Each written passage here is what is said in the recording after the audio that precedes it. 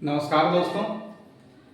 आज हम लोग अपने बैंकिंग के प्रैक्टिस क्लास को आगे बढ़ाते हैं। आज से मैं अर्थमेटिक के अलावा नंबर सीरीज को इंक्लूड कर रहा हूँ। डेली 5-5 नंबर सीरीज के सवाल भी कराता जाऊँगा, सो दैट अपना प्रैक्टिस थोड़ा सा डाइवर्सिफाई हो सके। सबसे पहला नंबर सीरीज में एक इजी सा सवाल मैंने लिया है। ऐसे सवाल में आपको दिख रहा होगा कि कुछ क्यूब हैं और कुछ स्क्वायर हैं। सबसे पहले आपको माइंड में सवाल को देखकर ये डिसाइड कर लेना कि ये किस पैटर्न पे दिया हुआ है। जैसे इसमें आपको ये दिख रहा है क्यूब स्क्वायर, इसमें आपको कुछ दिख रहा है कि घटता जा रहा है, 8 से ये 2 हो गया, इट मीन्स 8 का आधा टाइप आपको दिख रहा है, इट मीन्स इसमें डिवाइड हुआ है। तो आपको ये अप्रोच पकड़ना है कि कहाँ पे हम लोग डिफरेंस करना है, कहाँ पे डिवाइड करना है, कहाँ पे मल्टीप्लाई करना है। इस वाले सवाल में आप देख रहे हो कि 0 से ये 6 चला गया है, तो इट मीन्स जब भी 0 रहे तो आपके माइंड में ये चीज आना चाहिए, या तो 1 का स्क्वायर करके -1 किया है या 1 का क्यूब करके -1 किया है। दोनों केस में 0 आता है, तो यहाँ पे आपको इस अप्रोच से सॉल्व करना है। नेक्स्ट अप्रोच है यहाँ पे 2, 4, 16, 86, 610। अब यहाँ पे आप देख रहे हो 2 × 2 4 किया हुआ है, 4 × 4 16 किया है। इस हिसाब से इंटू 2 × 4 इंटू या तो 6 होना चाहिए, तो 16 6 96 नहीं है, या इंटू 8 होना चाहिए, वो भी नहीं है। इट मीन्स यहाँ पे मल्टीप्लाई किया है बट उसका पैटर्न पकड़ना है। तो चलिए हम लोग शुरू करते हैं अपने सवाल को। फर्स्ट क्या है, यहां पे आपको इजीली ये दिख रहा है कि ये 3 का स्क्वायर है, ये 5 का स्क्वायर है, ये 4 का क्यूब है, ये 6 का क्यूब है। अब हमें पैटर्न यहां से डिकोड कर लेना है। 3, 4, 5, 6, इट मीन्स यहां पे कंफर्म है कि 2 होगा और यहां पे 1 होगा। अब क्या है ये स्क्वायर क्यूब, इट मीन्स यहां पे हमें क्यूब करना पड़ेगा। 2 का क्यूब और ये 1 का स्क्वायर, इस पैटर्न से शुरू हो रहा है। तो यहां पे नेक्स्ट क्या आना चाहिए 7, और 7 का क्या आना चाहिए स्क्वायर। 7 का स्क्वायर क्या आता है 49, तो इस जगह पे हमारा आंसर क्या आ जाएगा 49। नेक्स्ट, इस वाले सवाल में आपको ध्यान देना है कि फर्स्ट टर्म से दूसरा टर्म जस्ट कम रहेगा या आधा रहेगा, मोस्टली हाफ ही रहता है। इट मीन्स यहां पे आपको मल्टीप्लाई करना है किससे, हाफ से। तो 8 में इंटू 1/2 किया, सॉरी 1/2 करने पे ये नहीं आ रहा है, इस केस में ये क्या है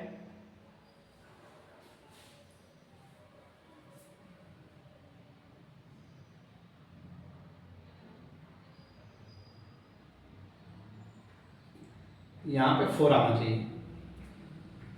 इस पैटर्न में कुछ गलती हुआ है, यहां पे 4 आना चाहिए, ठीक है। 4 से ये कम है और ये सेम डाटा है, इट मीन्स अब आपको ये दिख रहा होगा कि ये इसका जस्ट आधा है और ये इसका 1 गुना है। इट मीन्स ये पैटर्न चल रहा है, गुना 1/2, इसमें गुना 1/2 किया तो 2 आ गया, इसमें गुना 1 किया तो ये आ गया। तो अब इसके बाद 2 से ये 3 हो रहा है, तो यहाँ पे आपको ये सोचना है कि इसका ये जस्ट डबल है और इसका जस्ट डबल 2 हो रहा है, तो इंटू 2 करने पे 4, तो 4 है नहीं। इट मीन्स ये आधा आधा बढ़ रहा है, गुना हाफ गुना 1, तो अब यहां पे है गुना 1.5।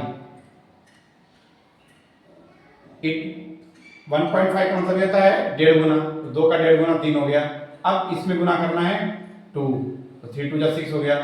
फिर क्या करना है, तो इसके हिसाब से गुना 2.5, तो 6 का 2.5 गुना 15 होता है, तो यहाँ पे क्या आना चाहिए गुना 3, तो 15 3 = 45, यहाँ पे 45 आंसर आना चाहिए। नेक्स्ट, जब भी फर्स्ट टर्म 0 रहे तो उस केस में आपको सबसे पहले फ्रैक्शन ऑफ सेकंड में डिसाइड करना कि ये या तो 1 का स्क्वायर माइनस 1 है या 1 का क्यूब माइनस 1 है। अब हम लोग देखते हैं क्या ये है, क्योंकि इसी पैटर्न में आगे बढ़ेगा। सपोज हमने 1 का स्क्वायर माइनस 1 किया, तो यहाँ पे 2 का स्क्वायर माइनस 2, तो 2 का स्क्वायर 4 होता है माइनस 2, इट मीन्स 2 आना चाहिए था, ये नहीं हो रहा है, इट मीन्स ये क्यूब का पैटर्न फॉलो किया जा रहा है। तो अब इसे हम लोग देख लेते हैं, 1 का क्यूब माइनस 1 0, सेम इसी पैटर्न पे 2 का क्यूब 8 होता है, 8 में से 2 माइनस किया, इट मीन्स 2 का क्यूब माइनस 2, तो ये आना चाहिए 3 का क्यूब माइनस 3 है, सही है, 4 का क्यूब माइनस 4 सही है, 5 का क्यूब माइनस 5 सही है, तो इट मीन्स नेक्स्ट क्या आना चाहिए 6 का क्यूब माइनस 6, इट मीन्स 6 का क्यूब 216 होता है और माइनस 6, 216 में से 6 हट गया तो आंसर आ जाएगा 210।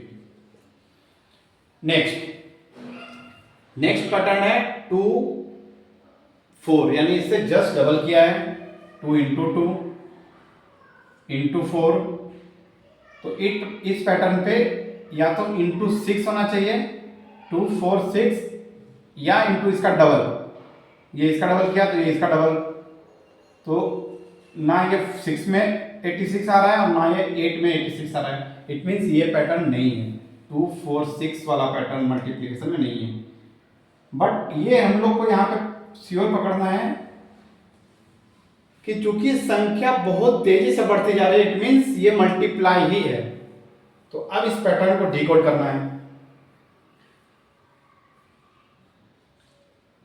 अब 2 इंटू 1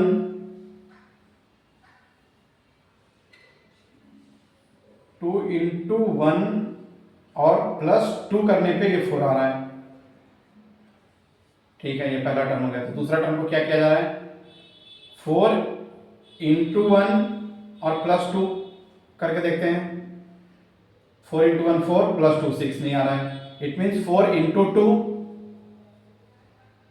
कितना होगा 8 और प्लस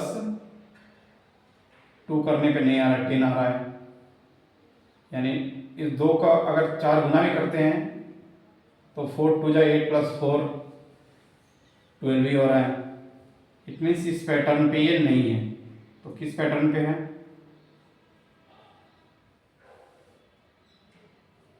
इस वाले नंबर से हमें कुछ हिंट्स मिल रहा है। 16 इंटू 5 16 × 85 और प्लस 6, यानी इंटू 5 और प्लस 6 किया है, तो इसके पीछे वाले आप लोग देख सकते हैं, तो ये है 4, अगर गुना 5 है तो गुना 4 करके देखते हैं, 4 इंटू 4, तो हम लोग प्लस कुछ नहीं कर सकते हैं, इट मीन्स गुना 4 से नीचे यानी गुना 3 कर सकते हैं, तो इंटू 3 4 3 जा 12 प्लस 4, हाँ फॉलो कर रहा है, इट मीन्स ये क्या होना चाहिए 5 है 3 है तो ये हो जाएगा 1 इंटू 1 6 4, तो यहाँ पे हो जाएगा 2, 2 इंटू 1 2 प्लस 2 4 सही है, 4 इंटू 3 प्लस 4 16 सही है, और ये रही 16 5 80 प्लस 6, इट मीन्स ये कितना होना चाहिए इंटू 7 1 3 5 7, तो 86 इंटू 7 और प्लस 2 4 6, तो 8 होना चाहिए, करके देख लेते हैं। 86 इंटू 6 हमें मल्टीप्लाई करना है, तो 80 को 7 से मल्टीप्लाई कर देंगे, 8 7 56 560, और 6 को 7 से मल्टीप्लाई करेंगे 7 6 42, 560 प्लस 42 इट मीन्स 602, 602 प्लस 8 610, बिल्कुल सही है। इट मीन्स हमारा नेक्स्ट जो आना चाहिए संख्या वो आएगा इंटू 9 और प्लस 10, तो हम लोग 610 में 9 से मल्टीप्लाई करेंगे, क्या आएगा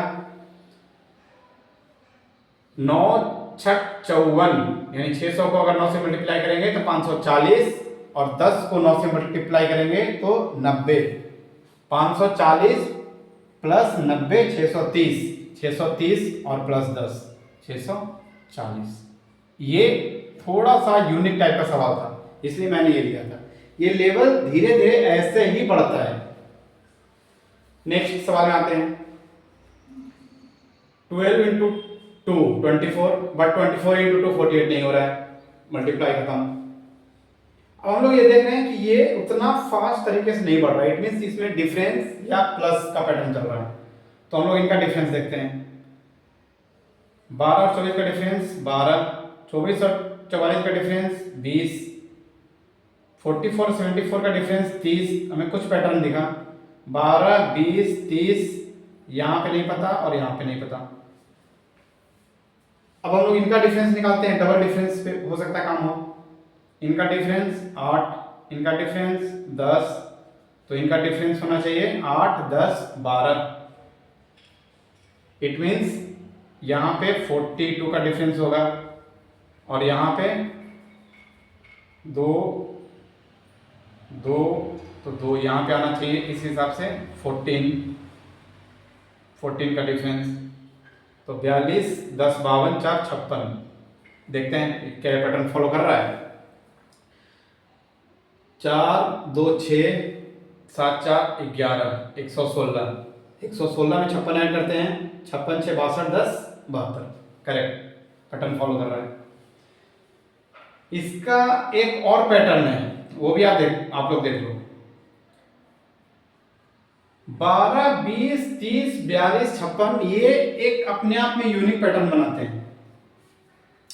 जैसे 12 का मतलब है 3 इंटू 4, 20 का मतलब है 4 इंटू 5। यहां पे हम लोग इस संख्या को लिख देते हैं 12, 20, 30, 42, 56। ये अपने आप में एक पैटर्न है, इसको आप लोग को याद रखना है। ये 2 कंसेक्यूटिव नंबर का मल्टीप्लिकेशन है या प्रोडक्ट है।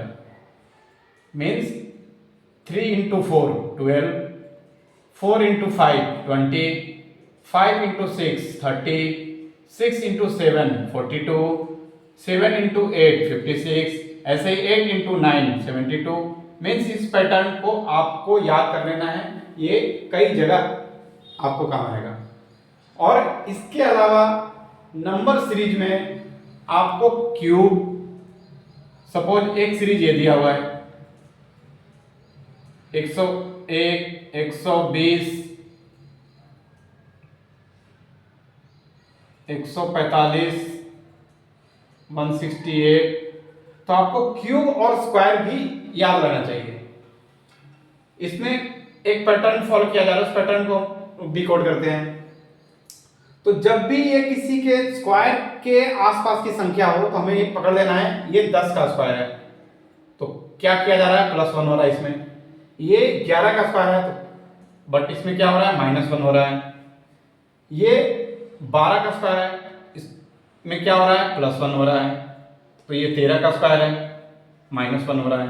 इट मीन नेक्स्ट संख्या क्या आना चाहिए, 14 का स्क्वायर और +1। तो 14 का स्क्वायर क्या होता है, 196 +1 197। तो अगर आपको नंबर सीरीज पे कंट्रोल करना है तो आपके पास क्यूब, स्क्वायर, डिफरेंस और मल्टीप्लिकेशन, इस सारे पैटर्न को फॉलो किया जाता है। और उस चीज को आपको जितना फास्ट डिकोड कर सकते हो उतना ही ये नंबर सीरीज आपके लिए आसान हो जाएगा। चलिए नेक्स्ट, अब हम लोग अपने अर्थमेटिक आते हैं।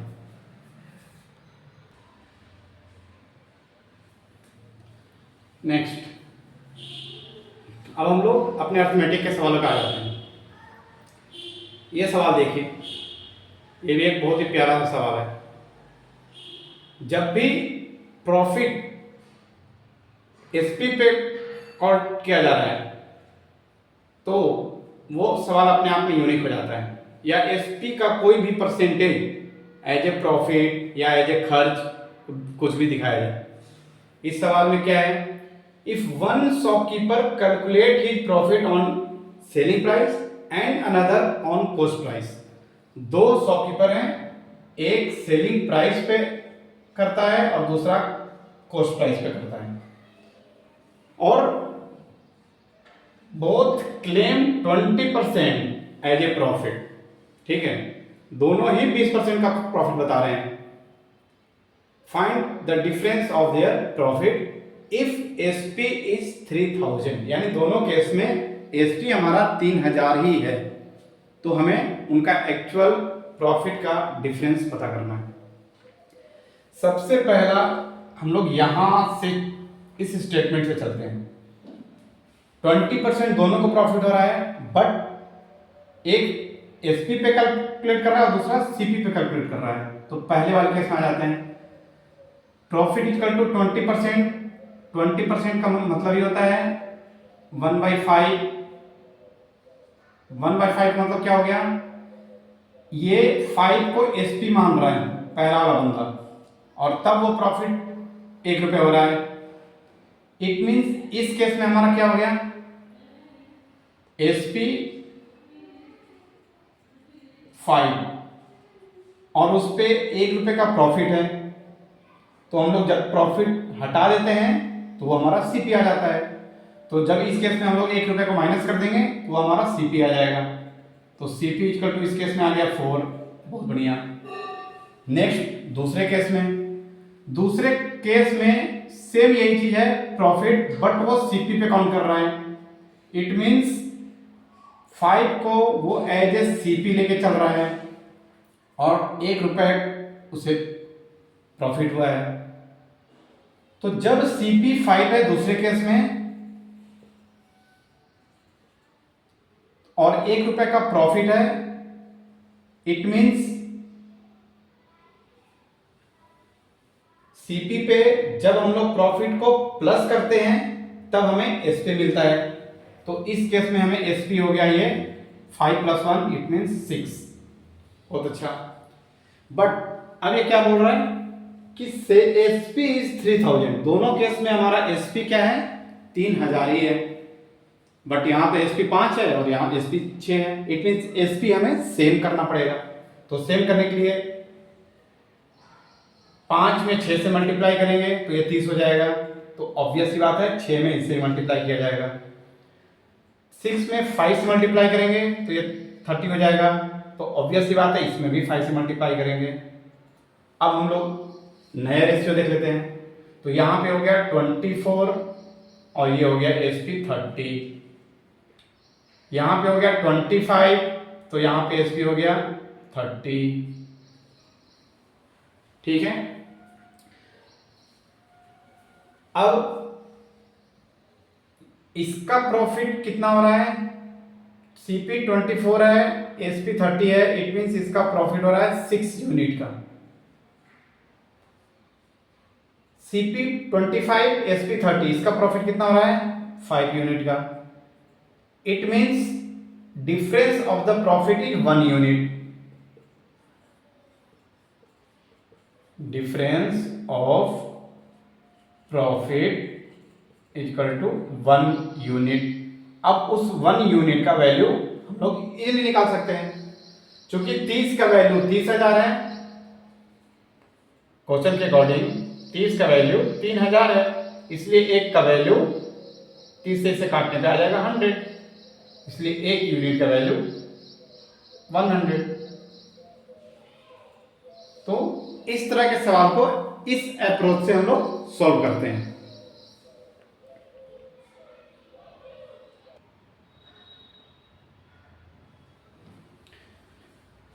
नेक्स्ट क्वेश्चन पे आ जाते हैं। यहां पे भी एसपी बेस्ड एक सवाल है। If a man sold 4/5 of SP, he incurred 16% loss, then what will be profit if he sold 13/7 of SP. जब इस तरह के सवाल हो तो इसमें आपको एसपी निकालने की कोई आवश्यकता नहीं है। तो हम लोग अप्रोच कैसे करें, हमारे पास 2 केस दिया हुआ है। एक है 4/5 ऑफ एसपी जब बेचता है तो उसे लॉस होता है, ठीक है। सेकंड केस में 13 ऑफ, इस केस में इसे लॉस होता है, जो कि परसेंटेज में दिया हुआ है। सेकंड केस में केस 2 13/7 ऑफ एसपी अगर बेचता है तो उसे क्या प्रॉफिट होगा। तो ऐसे केस में आपको एसपी ऐसी संख्या को मानना है जो 5 और 7 दोनों से डिवाइड हो सके। तो इट मीन्स सबसे जो शॉर्टेस्ट संख्या होगा 7 और 5 का मल्टीपल, इट मीन्स एलसीएम यानी 35। तो अब हम लोग एसपी को यहाँ पे 35 मान लेते हैं। तो पहले केस में क्या आ जाएगा, सपोज यहाँ पे हम लोग 35 जैसे हम लोग एसपी को मान लिए तो यहाँ हम लोग 35 रख दिए, यहाँ पे 35 रख दिए। तो अब 5 7 जा 35 7 4 28, इट मीन्स वह जब 28 के रेट पे बेचा तो उसे लॉस हुआ 16% का। ठीक है, यहां पे निकालते हैं 7 5 का 35, 13 5 65, मीन्स जब वो 65 का बेचा तो उसे प्रॉफिट कितने का होगा। तो 16% लॉस का मतलब क्या होता है, 100 में 84, इट मीन्स 84% पे वो उस चीज को निकाल दिया था, तभी वो 16% का लॉस हुआ। तो इट मीन्स ये 28 का कितना टाइम्स है, 3 टाइम्स है। तो इट मीन्स ये भी 65 का 3 टाइम्स ही होगा। तो 65 को 3 से मल्टीप्लाई करेंगे तो ये कितना आ जाएगा, 36 18 180 और 5 15 195। इट मीन्स इस केस में इसे 195% मिलेगा। तो यहां पे जब 100 पे कैलकुलेट किया जाएगा तब उसे 60% का लॉस था, तो इसलिए यहां पे 100 से ये कितना एक्स्ट्रा है तो 95, इसलिए यहां पे 95% का प्रॉफिट हो जाएगा।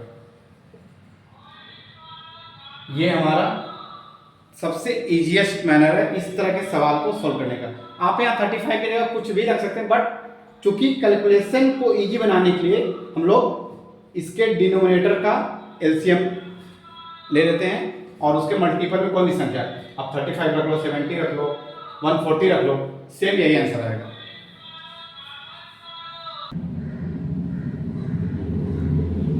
नेक्स्ट क्वेश्चन पे आते हैं। टाइम एंड वर्क का सवाल है, बहुत ही इजी सवाल है, सिर्फ थोड़ा सा एक कॉन्सेप्ट समझाना चाहता हूं। ए और बी 15 और 10 दिन में क्रमशः काम को करते हैं और विथ द हेल्प ऑफ सी, सी की मदद से उस काम को वो 3 दिन में कंप्लीट कर देते हैं। इट मीन्स तीनों ने 3 दिन काम किया तब जाकर वो काम कंप्लीट हो गया। ए कितने दिन में काम कर रहा है, 15 डेज में। बी कितना दिन में काम कर रहा है, 10 डेज में। सी कितने दिन में काम कर रहा है, नहीं पता। जब भी इस तरह के सवाल रहे तो अगर किसी दो का डेज या एफिशिएंसी हमें पता है तो हम लोग बहुत ही इजीली उसे सॉल्व कर सकते हैं। 15 और 10 जो गिवन है इनका आप एलसीएम निकाल दो, एलसीएम इनका हो गया 30 और इससे ही हम लोग टोटल वर्क मानते हैं। हमेशा ध्यान देना टोटल वर्क भी यही हो जाता है, ठीक है। तो 30 टोटल काम है, 15 दिन में ये करता है, तो एफिशिएंसी कितना हो गया 2 का। 30 काम है 10 दिन में करता है, एफिशिएंसी कितना हो गया 3 का। बहुत बढ़िया। अब ना इसका हमें टाइम पता है और ना ही एफिशिएंसी पता है, बट ये हमें पता है कि ए प्लस बी प्लस सी तीनों कितना काम कर रहे हैं, टोटल 30 काम। कितने दिनों में, 3 दिनों में। इट मीन्स ये भी 3 दिन, ये भी 3 दिन और ये भी 3 दिन। तो ए 3 दिन में कितना काम करेगा, 3 दूना 6। बी 3 दिन में कितना काम करेगा, 3 3 जा 9। और सी कितना काम करेगा हमें नहीं पता, सी का हम लोग सी लिखते हैं। तो ये हो गया 9 + 6 15 और टोटल काम है 30। इट मीन्स सी 3 दिन में कितना काम करेगा, 15 के बराबर। तो 3 दिन में 15 मीन्स 1 दिन में 5, इट मीन्स उसका एफिशिएंसी हमें पता हो गया 5। यहाँ हम लोग चाहते हैं उसका टाइम भी निकाल सकते हैं, वो टाइम के अकॉर्डिंग ही हो जाएगा, 6 डेज में काम कर देगा, बट इस टाइम का भी यहाँ पे रिक्वायरमेंट नहीं है। क्या पूछ रहा है, फाइंड द वेज ऑफ सी। किसी भी टाइम एंड वर्क के सवाल में जो वेज मिलता है वो ऑलवेज एफिशिएंसी के रेशियो में मिलता है। टोटल एफिशिएंसी में जिसका भी रेशियो पूछा जाएगा उसका हमें ऊपर रख देना है। तो टोटल अगर यहां पे देखा जाए तो 5 3 8 2 10 और वो पूछ रहा है सी का, तो इसलिए सी का शेयर कितना हो गया, टोटल 10 में से सी 5 अकेला कर रहा है, इट मींस सी को टोटल अगर यहां से देखा जाए तो आधा पैसा मिलना चाहिए। आधा पैसा मीन्स 750 का आधा, तो 750 का आधा आप निकाल लो, 375 रुपए। ठीक है, तो ये हो गया टाइम एंड वर्क का सवाल। नेक्स्ट क्वेश्चन पे आते हैं। ये मेंसुरेशन का एक सवाल है, इसे जस्ट मैं इसलिए लिया हूं सो दैट आपको सर्किल का डाटा याद करा देना है। इसमें क्या कह रहा है, the total area of a circle and a square is 5450 centimetre square. ये दोनों के एरिया को सम किया गया है, area of circle plus area of square is equal to 5450। It means अब यहां पे हमें सर्किल का एरिया याद होना चाहिए और उसका सरकमफ्रेंस भी याद होना चाहिए। किस केस में, जबकि उसका रेडियस दिया हुआ है। आगे इसमें क्या दिया हुआ है, diameter of circle is 70 centimetre. It means इसका रेडियस कितना हो जाएगा, डायमीटर का जस्ट आधा, तो 70 का आधा 35। तो यहां पे आपको जब भी सर्किल के बारे में दिया रहे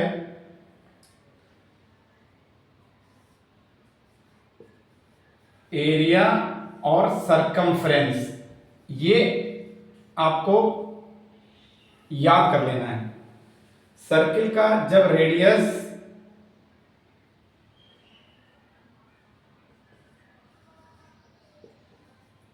रेडियस 7 हो तो इसका एरिया होता है 154 और सरकमफ्रेंस होता है 44।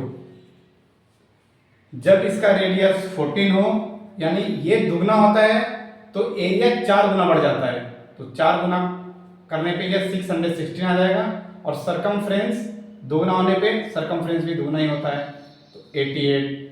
वैसे ही जब रेडियस 21 हो तो ये हमारा हो जाता है 1386, ये हो जाएगा 132 3 गुना। जब रेडियस 28 हो तो ये हो जाएगा 2464 और ये हो जाएगा 4 गुना मीन्स 176। और जब रेडियस 35 हो तब एरिया हो जाता है 3850 और सरकमफ्रेंस हो जाता है 44 का 5 गुना यानी 220। ये डाटा आपको बिल्कुल रट जाना है। अगर मेंसुरेशन में सर्किल का सवाल आता है तो उसके बाद आपका ये सवाल सेकंड में सॉल्व हो जाएगा। अब आप देखिए, जब रेडियस 35 है तो एरिया सर्किल का कितना होना चाहिए, 3850। It means area of circle equal to 3850, तो कितना रह गया 5450 में से 3850 जैसे माइनस होगा तो ये आ जाएगा area of square equal to 1600। Minus करके आप लोग देख लो, 38 6 44 10 54 यानी 1600। It means area of circle जब 1600 आ गया तो एरिया ऑफ सर्किल हमें पता है साइड इंटू साइड यानी साइड का स्क्वायर, तो ये कितने का स्क्वायर है? 40 का स्क्वायर। इट मीन्स हमें साइड पता हो गया, साइड इक्वल टू 40।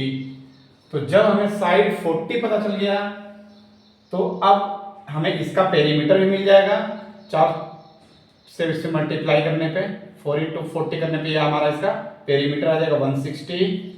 और हमें सवाल में क्या पूछा जा रहा है? Sum of circumference of circle and perimeter. Perimeter square का निकल चुका है बट सरकमफ्रेंस ऑफ सर्किल नहीं निकला है। तो हम लोग यहाँ पे देख लिए थे कि जब रेडियस 35 हो तो एरिया इतना होता है और सरकमफ्रेंस इतना होता है। तो सरकमफ्रेंस अगर आपको 220 याद है तो आपको जस्ट इसमें 220 ऐड कर देना है। तो दोनों का सम ये मिलाकर हो गया 60 20 80 और 2 1 3 380 सेंटीमीटर। ये हमारा हो गया आंसर। इस सवाल में आपको ये मैं 5 डाटा याद कराना चाहता हूं, इसलिए ये सवाल दिया गया है। जब भी एरिया हमारा, इसको किसी एक डाटा को लेकर आप वेरीफाई कर सकते हैं। जैसे रेडियस 21 है तो आप एरिया निकाल लो। एरिया का फार्मूला होता है पाई आर स्क्वायर। पाई का वैल्यू आप 22/7 रख दो, आर का वैल्यू 28, फिर से 28, 7 4 जा 28। अब आप मल्टीप्लाई करोगे तो ये हमारा सेम डाटा आ जाएगा 1386।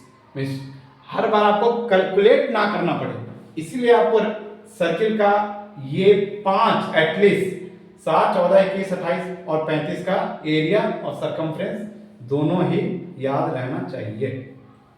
Thank you.